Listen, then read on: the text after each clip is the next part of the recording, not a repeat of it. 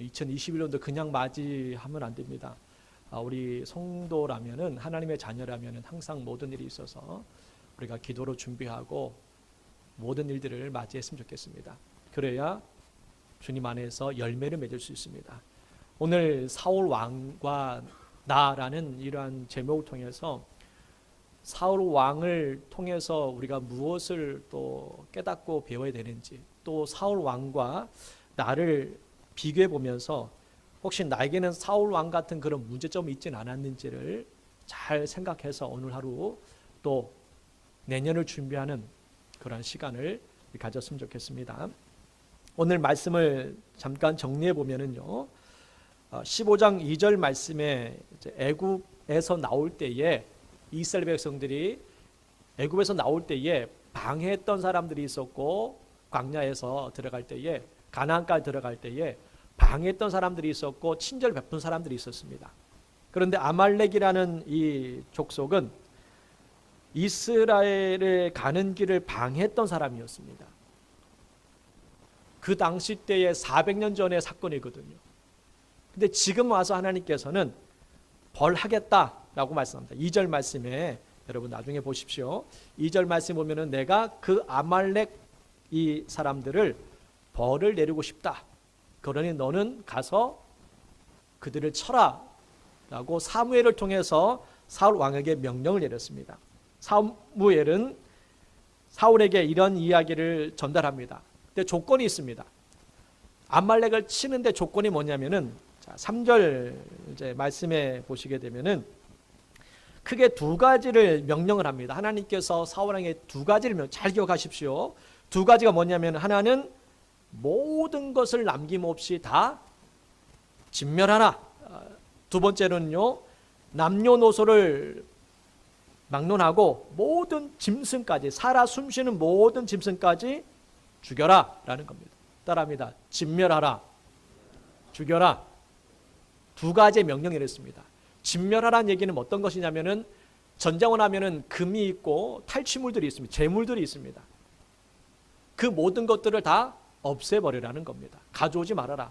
금이라 할지라도 보석이라 할지라도 그것을 가져가면은 안 된다. 다 없애버려라 였고, 짐승조차 양이나 염소나 소라 할지라도, 심지어 파리라 할지라도, 하여튼 살아 숨쉬는 아말렉에 붙어있는 모든 살아있는 그 짐승, 사람도 다 죽여라. 두 가지를 명령을 했습니다.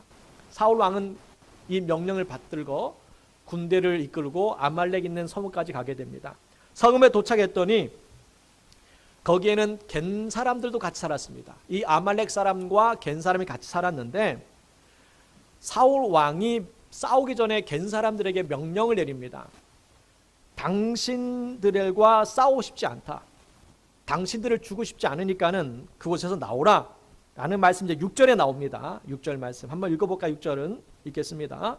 사울이 겐 사람에게 이르되 아말렉 사람 중에서 떠나가라. 그들과 함께 너희를 멸하게 될까 하노라. 이스라엘 모든 자손이 애굽에서 올라올 때에 너희가 그들을 선대하였느니라.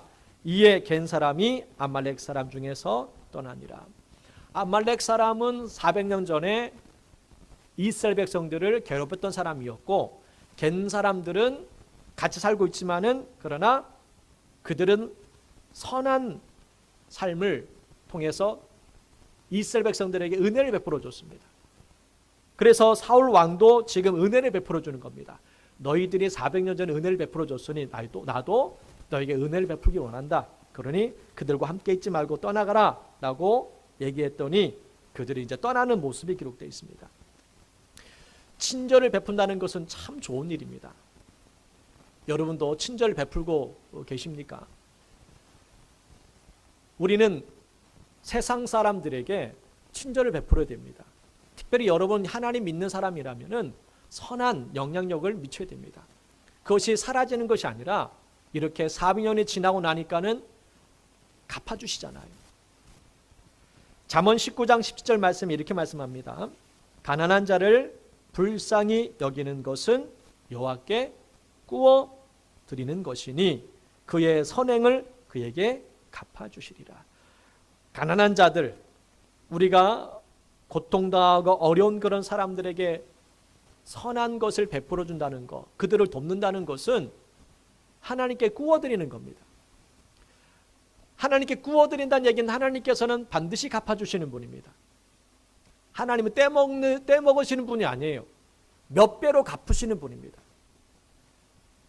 우리가 은행에 돈을 넣으면은 이자가 얼마 붙는지 아십니까? 올해 지금 우리가 이 시세를 얘기하면은 1%가 될까 말까예요. 지금 은행에 이자를 넣으면 1억을 넣어봤자 얼마 되지 않는 돈이 이제 들어옵니다.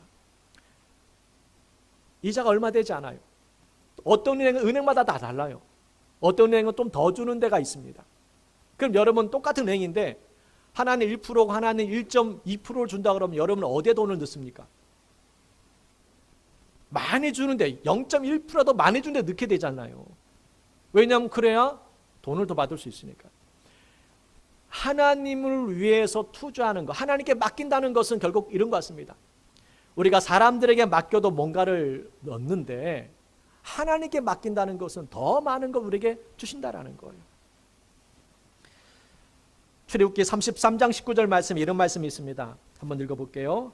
여호와께서 이르시되 내가 내 모든 선한 것을 내 앞으로 지나가게 하고 여호와의 이름을 내 앞에 선포하리라. 나는 은혜 베풀 자에게 은혜를 베풀고 긍휼히 여길 자에게 긍휼을 베푸느니라. 아말렉 사람은 긍휼을 베풀지 못했습니다. 오히려 학대를 했습니다. 그러자 하나님께서 그를 진멸하겠다. 겐 사람들에게는 은혜를 베풀었기 때문에 하나님께서 사울 왕을 통해서 은혜를 베풀어 주시는 모습을 보게 됩니다. 여러분도 이 땅의 삶이 선한 삶을 살고 은혜를 베풀어 준다면은 하나님 갚아줄 줄 믿습니다.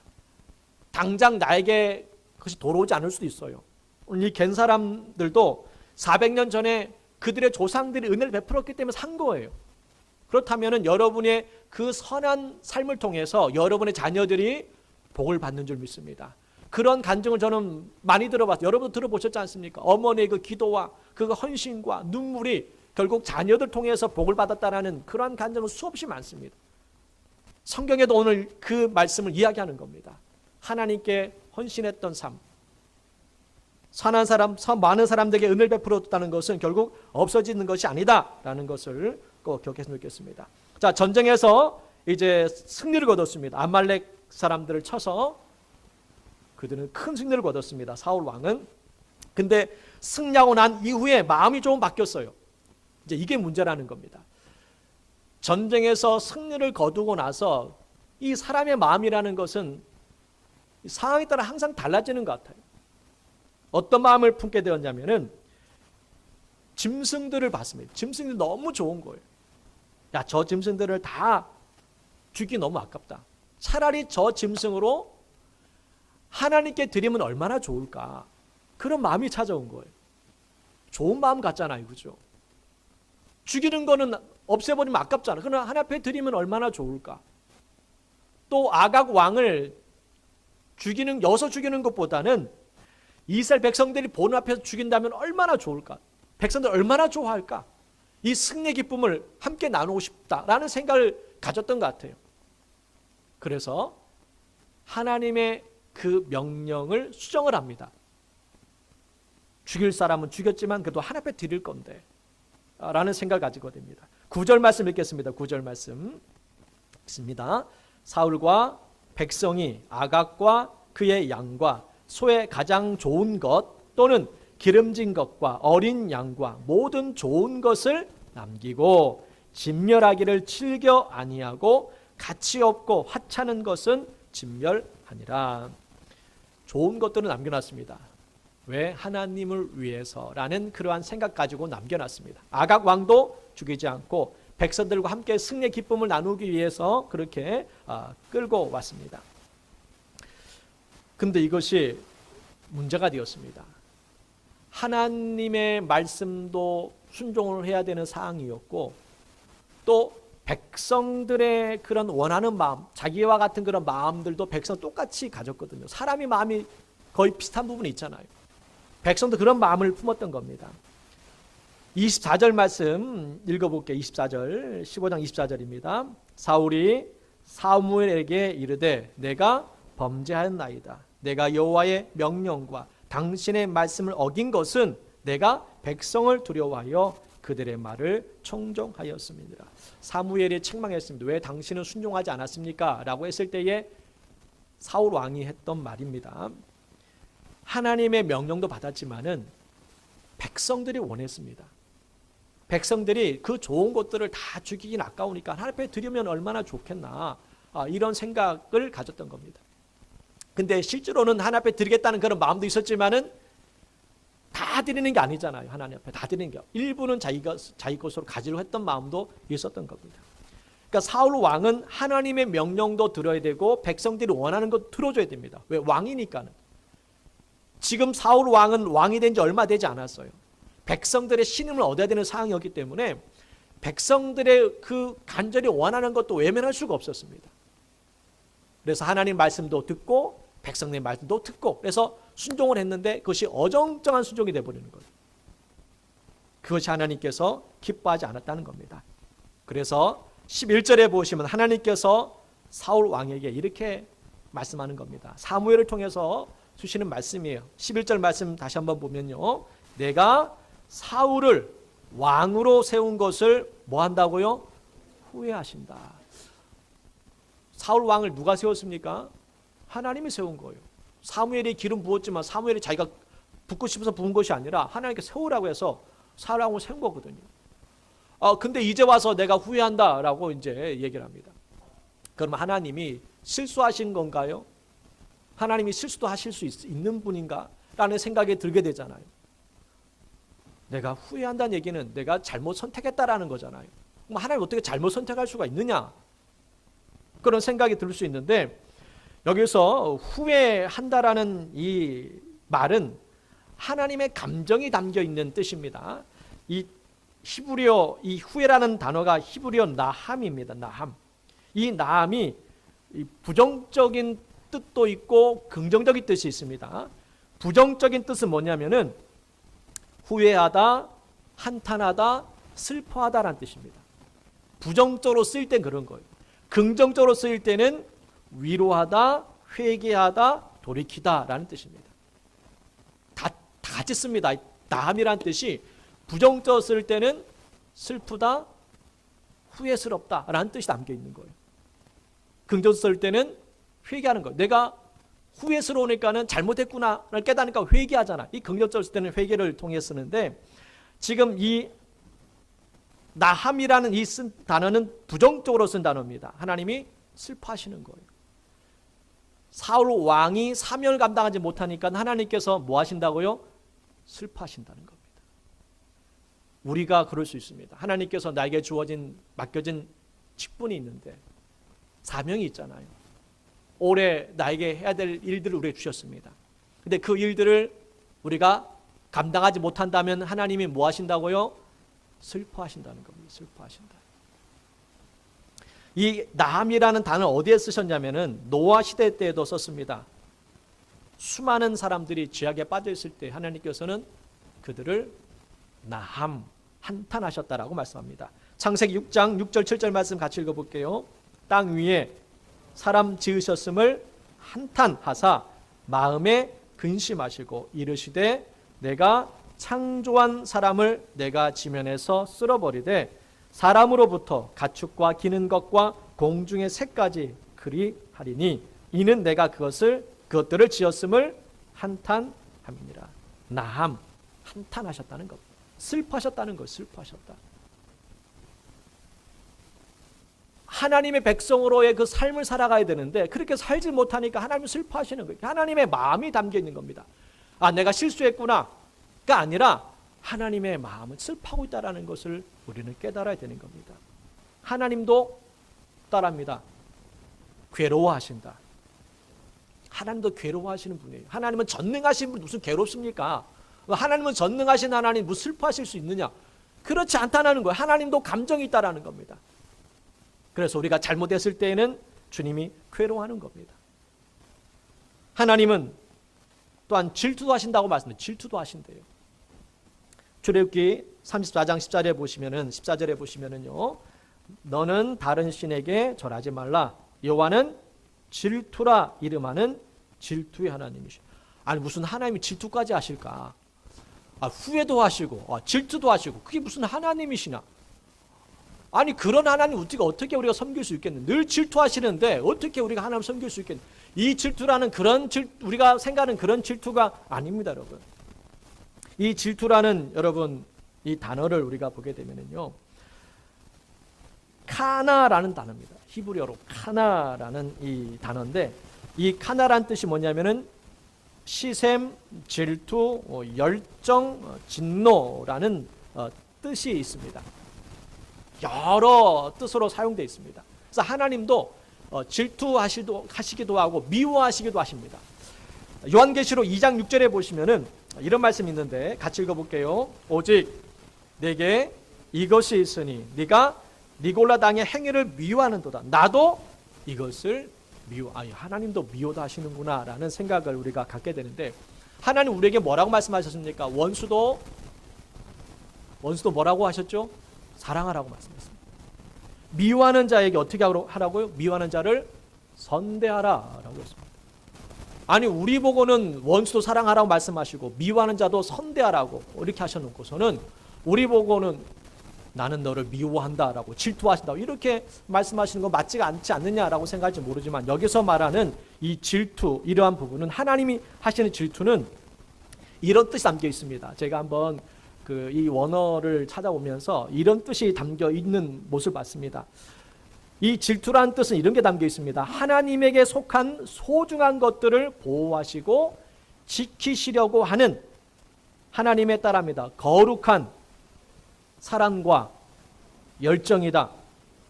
이 질투라는 뜻 안에 하나님께서 우리를 너무나 사랑하셔서 열정이 담겨 있는 거라는 겁니다. 이 질투가 바로 열정이라는 거예요. 열정. 우리가 생각하는 그런 질투가 아니라 시샘 때문에 하는 것이 아니라 하나님의 열정이 담겨 있어요. 그럼 왜 이런 열정을 가지시느냐? 천국과 지옥이 있기 때문에 이런 열정을 품으시는 겁니다. 다른 신을 섬긴다는 것은 결국 어떤 겁니까? 하나님을 떠났다는 얘기잖아요. 하나님의 말씀에 순종하지 않는다는 얘기는 어떤 뜻입니까? 하나님과 멀어졌다는 얘기입니다. 그러므로 말미암아 하나님이 질투하시는 것. 왜? 그것이 바로 하나님의 사랑, 거룩한 열정이라는 겁니다. 예를 들면은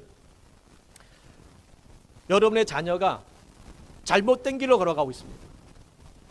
그것을 하면 안 되는 거였어요. 근데 여러분은 그냥 가만히 있습니까? 지가 알아 돌아오겠지. 뭐 이렇게 얘기합니까? 방치합니까? 그렇지 않잖아요. 붙잡아가지고 끌어옵니다. 이 길을 가면 안 된다고. 그게 하나님의 그 마음인 거예요. 이것이 바로 하나님의 질투라는 겁니다. 천국과 지옥이 없다면 하나님은 우리를 질투하실 필요도 없습니다. 죽으면 끝나는데 뭐하러 주님께서 질투하시고 우리를 또 보호하시려고 하십니까? 죽으면 끝나는데. 그러나 천국과 지옥이 있기 때문에 우리를 살리기 위해서 주님께서 우리를 붙들어 주시는 겁니다. 바로 부모의 마음을 가지고 우리를 질투한다는 것을 꼭 기억했으면 좋겠습니다. 다시 본문으로 돌아와서요. 사울은 사무엘을 통해서 책망을 받게 됩니다. 그리고 사무엘도 괴로워합니다. 오늘 말씀에 보시게 되면요, 11절에 사무엘이 하나님의 말씀을 듣고 나서 얼마나 괴로웠던지 사무엘도 온 밤을 세워서 부르짖습니다. 슬퍼하면서 사무엘도 그렇게 기도했습니다. 그런데 사울 왕은 이런 마음을 깨닫지 못하는 거예요. 하나님의 마음을 깨닫지 못하는 겁니다. 사무엘도 이 얘기를 듣고 나서 그렇게 슬퍼하며 밤새도록 울고 기도했는데 사울 왕은 전혀 깨닫지 못합니다.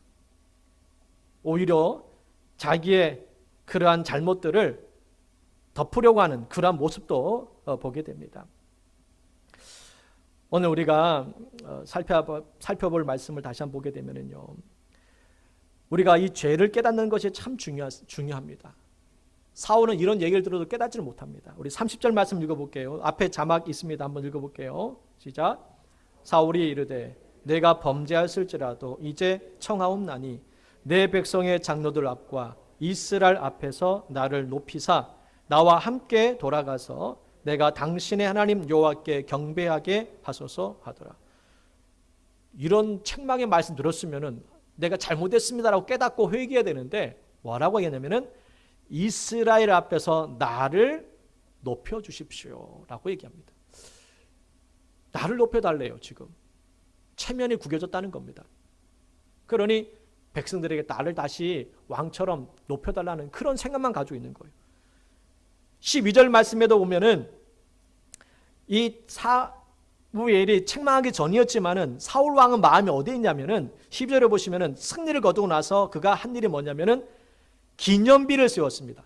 자기를 위하여서. 아말렉과 전쟁에 승리하고 나서 하나님께 영광 돌리는 것이 아니라 뭘 했다고요? 자기를 위해서 기념비를 세웠어요. 내가 이렇게 큰 승리를 거뒀다는 겁니다. 기념비를 세우는 사람이 바로 사울 왕이었어요. 사울 왕 마음에는 이 하나님이 너무 적게 있는 거예요. 자기의 이 욕심, 높아지려는 마음은 컸는데 하나님에 대한 마음은 너무나 적은 거예요. 그러니 점점 그 마음이 세상 가운데 빼앗기기 시작하는 겁니다. 우리의 진정 회개가 없다면은 우리도 사울 왕처럼 그렇게 될 수가 있습니다. 오늘 말씀을 우리가 기억해야 될 것은요, 정말 우리가 애통해하며 회개하지 않으면 소망이 없습니다. 우리 요엘 2장 13절 말씀 한번 읽어볼게요. 너희는 옷을 찢지 말고 마음을 찢고 너희 하나님 여호와께로 돌아올지어다. 그는 은혜로우시며 자비로우시며 노하기를 더디하시며 인애가 크시사 뜻을 돌이켜 재앙을 내리지 아니하시나니. 사울 왕에도 소망이 있었습니다. 회개만 했다면은 소망이 있었습니다. 그런데 그는 회개보다는 지금 현재 어려움을, 체면이 무너진 것을 해결하고 싶어가지고 나를 높여달라고 얘기합니다. 이것이 사울 왕이 무너졌던 겁니다. 이 사무엘기를 우리가 전체적으로 이제 볼 때 사무엘 상을 통해서 우리가 이 사울 왕의 실수를 우리가 봅니다. 크게 세 가지 실수가 있었어요. 이 사울 왕이 실수한 부분들, 이 세 가지를 보면서 과연 나는 이 세 가지 실수 중에 나는 한 가지라도 있지 않을까? 있다면은 오늘 회개하는 시간 되었으면 좋겠습니다. 첫 번째 실수가 뭐냐? 사무엘상 13장에 나오는 이야기입니다. 블레셋과 전쟁이 있었습니다. 길갈이라는 지역에서 블레셋과 전쟁이 있었는데, 그런데 전쟁하기 전에 여러분 뭘 해야 됩니까? 제사를 지내지요. 고대 사회 때에는 어느 나라든 전쟁을 하기 전에 자기가 믿는 신에게 제사를 지내고 기도를 합니다. 제물을 바쳐요. 그러고 나서 전쟁에 임합니다. 그것이 고대 사회 어느 나라든 다 그랬어요. 우리나라도 마찬가지였습니다. 그러면은 제사는 누가 지내냐? 제사장이 지내야 되거든요. 근데 사무엘이 와서 제사를 지내고 나서 전쟁에 이제 참여해야 되는데 사무엘이 온다라고 해놓고 오질 않는 거예요. 조금만 기다리십시오. 제가 금방 도착합니다. 그러는데 도착하지 않는 거예요. 하루가 지났습니다. 여러분은 친구가 만나는데 내가 몇 시에 만나자라고 했습니다. 그럼 여러분 몇 시간 동안 기다릴 수 있나요? 예를 들면 오늘 12시에 어디서 만나자라고 약속을 했습니다. 근데 안 나와. 12시가 됐는데. 그럼 여러분 몇 분 동안 기다려다 집에 가시나요? 10분 기다리다 가시는 분도 아마 급한 사람 있을 것이고, 많이 기다리면 30분, 1시간까지 기다릴 수 있겠죠. 사울 왕도 기다렸습니다. 며칠을 기다렸는지 아십니까, 여러분? 세상에 7일을 기다렸어요. 7일을.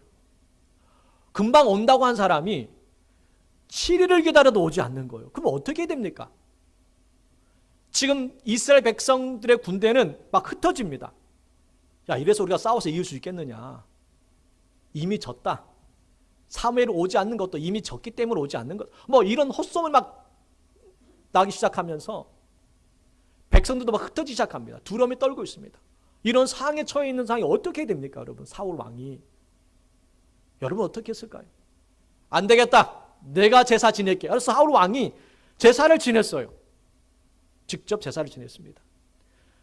제사 지나고 나니까 그때서야 이 사무엘이 도착하는 거예요.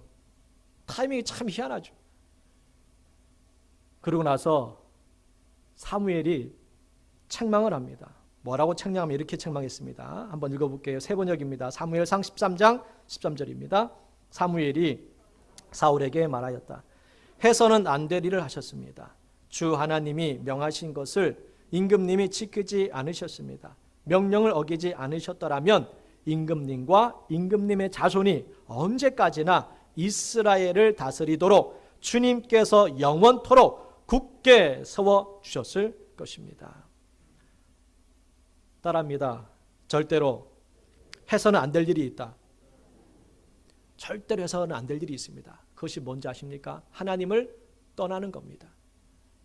어떤 큰 위기 가운데 있다 할지라도, 내 모든 것을 다 잃어버릴지라도 절대로 해서는 안 되는 일, 하나님을 떠나는 겁니다. 우리 주위에 보면은요, 하나님을 떠난 사람들이 많이 있습니다. 우리는 어떤 정말 힘든 고통과 절망적인 상황이 있다 할지라도 끝까지 하나님 붙잡아야 됩니다. 그리고 하나님의 말씀을 지키는 일을 우리가 소홀히 여겨서는 안 됩니다. 사울 왕이 좀만 더 기다렸다면은 이런 축복의 은혜를 누렸을 겁니다. 다윗에게 하신 말씀이거든요. 사실 영원토록 내 후손이 이스라엘 다스릴 것이라는 이 다윗의 그 약속이 사울 왕이 조금만 더 기다렸다면은 이런 축복의 말씀을 들을 수 있었는데, 일주일을 많이 기다렸지만 그러나 좀 더 기다려야 됐던 것입니다. 우리가 언제까지 기다려야 될까라는 생각을 갖게 됩니다. 기도했습니다. 헌신했고 봉사했습니다. 그런데 아무런 삶이 내 삶에 영향을 미치지 못해요. 그래서 우리는 나섭니다.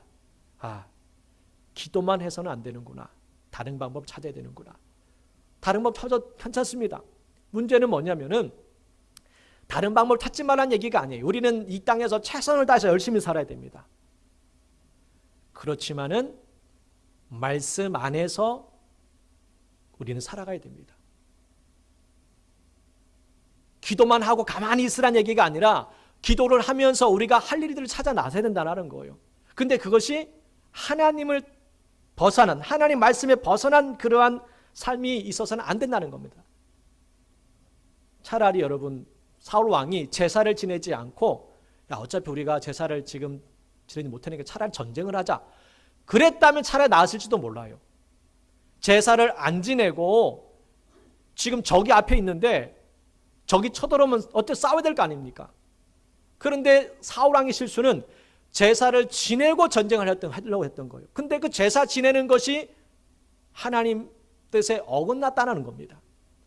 차라리 제사를 안 지내고 그냥 전쟁했다면 좀 달라졌을지도 모를 거라 생각이 들어요. 문제는 하지 말아야 될 일을 했다라는 게 문제라는 거예요. 전쟁하는 것은 해야 되는 일이잖아요. 근데 제사 지내는 것은 사울 왕의 권한이 아니라는 거예요. 우리가 기억해야 될 것이 뭐냐면은 우리가 기도하면서 열심히 살아셔야 됩니다. 그런데 하나님 말씀에 어긋나는 것까지 우리가 열심히 해서는 안 된다는 것을 오늘 기억했으면 좋겠습니다. 다윗은 한번 보겠습니다. 다윗이 한 행동, 사무엘상 26장 11절 말씀에 보면 이런 말씀이 있습니다. 읽습니다. 내가 손을 들어 여호와의 기름 부음 받은 자를 치는 것을 여호와께서 금하시나니 너는 그의 머리 곁에 있는 창과 물병만 가지고 가자 하고, 다윗과 함께 했던 백성들은 지금이 기회입니다. 하나님 주신 기회라고, 다윗을 통해서 주님께서 사울 왕을 죽이라고 말씀했다고 이런 얘기를 듣게 시작합니다. 그러니까 맞는 것 같잖아. 이 기회거든. 사울 왕이 죽어야 내가 편하게 되고 내가 빨리 왕이 될 수 있는 상황이잖아요. 그 말이 오는 것처럼 보이지만 다윗은 사울 왕을 죽이지 않았습니다. 오늘 말씀에 있는 것처럼 여호와께서 따릅니다. 금하는 것이다. 그러니까 우리가 왜 인생 가운데 고난과 어려움이 찾아오는 이유 중에 하나가 뭐냐면 하나님께서 하지 말라는 것을 하게 되면은 우리 인생에 열매가 맺을 수 없다는 겁니다. 고난이 찾아오는 거예요. 이 고난은 하나님 주신 고난이 아니에요. 내가 잘못 살았기 때문에, 내가 죄를 지었기 때문에 찾아오는 고난입니다. 다윗이 왜 지혜로웠느냐면은 바로 해야 될 일과 하지 말아야 될 일을 알았기 때문에 그런 겁니다. 사울 왕은 악한 왕이었잖아요. 못된 왕이었습니다. 죽는 것이 마땅한 사람이었습니다. 그러나 하나님께서 원하는 것은 아니었다라는 것을 깨닫게 됩니다. 두 번째 사건은 오늘 말씀 15장에 나와 있는 이야기입니다. 아말렉과의 전쟁에서 승리를 거두고 나서 그는 순종을 했어야 되는데 그 순종이 부분적인 순종이었습니다. 하나님 원하는 순종이 아니었다고 성경 말씀합니다. 소탐 대시란 말 아마 들어보셨지요. 작은 것을 얻으려다 큰 것을 잃는 사람이 바로 사울 왕이었습니다. 백성의 마음을 얻으려고 하다가 하나님의 마음을 잃어버린 사람이 바로 사울 왕이었다는 거예요. 여러분도 그렇게 되지 않도록 세상의 것을 얻으려다가 하나님 잃어버리지 않도록 조심해야 됩니다. 따라하겠습니다. 순종보다 헌신과 예배가 더 중요하지 않다. 예배가 얼마나 중요합니까, 여러분? 헌신이 얼마나 중요합니까? 봉사하는 거 얼마나 중요합니까? 그런데 순종보다는 더 중요하지 않다라는 거예요. 예배를 1000번제를 드린다 할지라도 헌신을 내 삶 전선을 바치고 내 생의 모든 시간을 주님 앞에 드린다 할지라도 순종이 없는 헌신 그 예배는 주님께서 기뻐하지 않는다는 것. 열매가 없다는 겁니다. 잎은 무성하지만 열매가 없는 인생이 얼마나 많습니까? 내가 헌신했지 않습니까, 주님? 제가 목사로서 오랜 시간 동안 목사의 삶을 살았는데 헌신했지 않습니까? 여러분 또 구역장으로, 교사로, 또 성가대로, 봉사자로 또 얼마나 많은 또 수년 또 헌신했지 않습니까? 근데 헌신하는 건 정말 잘하는 거지만은 순종이 없는 헌신은 열매가 없는 겁니다. 그래서 사무엘이 사울 왕에 이렇게 말씀했습니다. 쉬운 성경으로 읽어볼게요. 읽습니다. 그러나 사무엘이 말했습니다. 여호와를 더 기쁘시게 할 것이 무엇이겠소? 태워드리는 제물인 번제물과 그 밖의 제사요? 아니면 순종이요? 하나님께 순종하는 것이 제사보다 낫고 하나님 말씀을 듣는 것이 순양의 기름을 바치는 것보다 낫소. 순종하지 않는 것은 점쟁이의 속임수만큼 나쁘고 교만한 고집은 우상을 섬기는 것만큼 나쁘오. 당신은 여호와의 명령을 듣지 않았소. 그러므로 이제 여호와께서 당신을 버려 왕이 되지 못하게 하실 것이요. 첫 번째 실수를 통해서 그가 받은 말씀이 뭡니까? 너의 후손들이 왕이 되지 못하는 그 축복을 잃어버린 겁니다. 첫 번째 실수가 축복을 잃어버렸다면 두 번째 이 실수가 뭡니까? 이제 당신은 진정 왕이 될 수 없습니다. 당신은 하나님께서 버림받았습니다. 그러면 이 말을 들었으면 어떻게 됩니까? 또 회개해야죠. 첫 번째 실수를 넘어갈 수 있습니다. 내가 실수할 수 있지. 처음에 실수할 수 있지. 두 번째 실수까지 이 잘못을 저질렀으면 회개를 해야 되는데 사울 왕은 회개하려는 그런 마음이 없습니다. 세 번째 사건은 28장입니다. 사무엘상 28장에 나오는 사건인데 또다시 블레셋과 전쟁이 있었습니다. 근데 이 당시 때는 사무엘이 이미 죽은 상태였어요. 그래도 사무엘이 있었기 때문에 전쟁에서 승리를 거두고 많은 도움을 받았는데 사무엘이 죽고 나니까 이제 의지할 사람이 없습니다. 그래도 사울 왕은 기도를 했어요. 그래도 습관적으로 그래도 내가 전쟁 임하기 전에 이젠 제사는 못 드리지만 기도는 할 수 있으니까 기도를 합니다. 하나님 전쟁을 하려고 하는데 도와달라고. 어떻게 됩니까? 기도했더니 하나님께서 응답을 탁 주셨으면 얼마나 좋았을까. 근데 응답이 없어요. 그럼 어떻게 합니까? 응답 없으면 어떻게 됩니까? 지금 전쟁을 하긴 해야 되는데 응답이 없어요. 그럼 어떻게 돼요? 그래서 신접한 여인을 찾습니다. 확실히 응답을 주는 무당들은 무당은 뭐 100% 응답을 주지 않습니까? 가자마자 뭐 얼마 있다 바로 응답을 주는 게 무당이니까. 이 순접한 여인을 또 찾아갑니다. 찾아가가지고 이런 상황이 어떻게 하면 좋겠느냐라는 거죠. 사무엘상 28장 7절 말씀 읽어볼게요. 사울이 그의 신하들에게 이르되 나를 위하여 신접한 여인을 찾으라. 내가 그리로 가서 그에게 물으라 하니 그의 신하들이 엔돌에 신접한 여인이 있나이다. 엔돌에 살고 있는 그러한 여인이 하나 있습니다. 신을 무당을 찾아가는 모습을 보게 됩니다. 따라합니다. 응답이 없으면 응답이 올 때까지 기다려야 된다. 우리는 그렇게 됩니다. 응답이 올 때까지 기다립니다. 기다리라는 얘기는 집에서 가만히 있으라는 얘기는 절대로 아닙니다, 여러분. 기도하면서 제가 좀 전에 얘기했던 것처럼 하나님 말씀에 순종하며 살다 보면은 하나님께서 분명히 응답해 주십니다.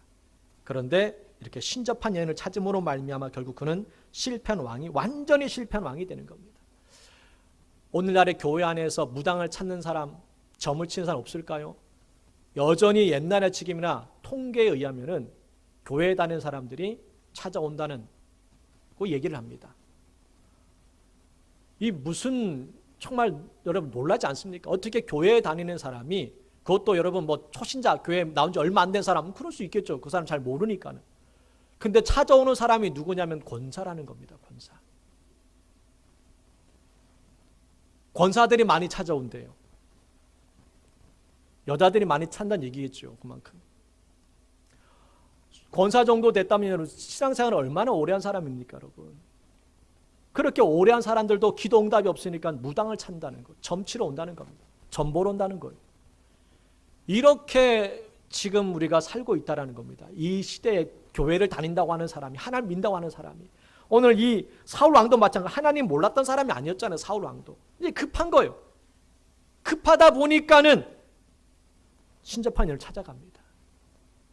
이 일로 인하여서 결국에는 사울 왕이 완전히 실패합니다. 그래서 사울이 죽은 이유를 성경이 이렇게 말씀합니다. 읽고 마무리 짓겠습니다. 역대상 10장 13절 14절입니다. 읽습니다. 사울이 죽은 것은 여호와께 범죄하였기 때문이라. 그가 여호와의 말씀을 지키지 아니하고 또 신접한 자에게 가르치기를 청하고 여호와께 묻지 아니하였으므로 여호와께서 그를 죽이시고 그 나라를 이세 아들 다윗에게 넘겨주셨더라. 사울이 범죄했다는 거. 어떤 범죄했다고요? 말씀을 지키지 아니했다. 순종하지 않았다는 거. 신접한 자에게 찾아갔다는 겁니다. 하나님 찾아야 되는데. 그리고 여호와께 묻지 않았다는 겁니다. 이것이 가장 큰 죄라는 겁니다. 여러분도 이 사울 왕을 보면서 나는 어떤 인생을 살아왔는지, 혹시 기도 응답 없다고 딴 마음 품진 않았는지, 하나님께 순종한다고 했지만은 부분적으로 순종했는지, 사람들 때문에, 누구 때문에, 내 환경 때문에, 내 처지에 내가 어떻게 순종할 수 있겠어? 다 다른 사람도 이렇게 살고 있는데 그렇게 자기 핑계를 대면서 부분적인 순종을 합니다. 사울 왕이 그랬던 거예요, 여러분. 백성들이 원했다는 겁니다. 백성들이 원했다고. 오늘 이 시간 이 말씀을 회개했으면 좋겠습니다. 혹시 내가 하나님 말씀에 순종한다고 했지만 그 순종이 온전한 순종이 아니었다면 회개됩니다. 그리고 기도하고 나서 우리는 기다리지 못하고 빨리 포기해버릴 때가 많습니다. 이 시간 간절히 기도하고 하나님 때를 기다릴 줄 아는 다윗처럼 기다렸지 않습니까? 사울 왕을 죽일 수 있는 상황이었지만 죽이지 않았어요. 하나님이 때를 기다렸습니다. 그리고 수년이 더 흘렀어요. 기다리는 겁니다. 여러분도 하나님의 때가 분명히 있다는 것을 믿고 기다리고 기도하면서 우리가 순종하는, 예배하는 삶을 살아가길 주의 이름으로 축복합니다. 우리 이 시간 찬양 드리는 후에 통성으로 간절히 기도하겠습니다. 308장입니다. 찬송가 308장 찬양 드리겠습니다. 내 평생 살아온 길 뒤돌아보니 걸음마다 작음마다 다 모두 죄뿐입니다. 정말 우리의 인생 하나님을 위해서 열심히 사는 것처럼 보이지만은 열심히 살았던 우리의 삶이 오히려 하나님의 뜻을 방해하지는 않았는지라는 생각도 해봅니다. 오늘 이 시간 이 찬양 우리 1절 2절만 부를게요. 1절 2절 부른 후에 통성으로 간절히 우리의 삶을 돌아보고 회개하고 간절히 기도하도록 하겠습니다. 내 평생 살아온 길을 돌아보니 걸음마다 자극마다 모두 죄뿐입니다. 우리 죄를 사하신 주의 은혜 크시니 골고다의 언덕길 주님 바라봄. 나같이 못난 인간